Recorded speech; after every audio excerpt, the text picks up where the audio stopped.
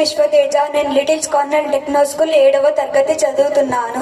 నేను భగవద్గీత మరియు సంగీతం డాక్టర్ స్నేహలత మేడం దగ్గర నేర్చుకుంటున్నాను.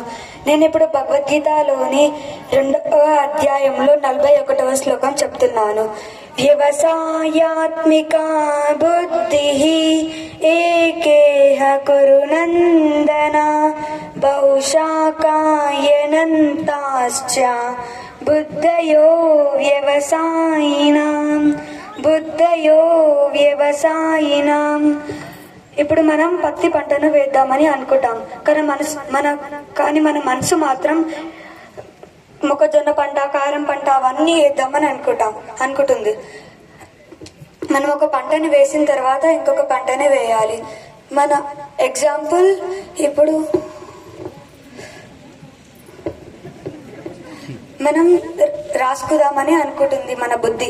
మన మనసు మాత్రం ఆడుకుదాం, టీవీ చూద్దాం అనేసి అనుకుంటుంది. Thank you.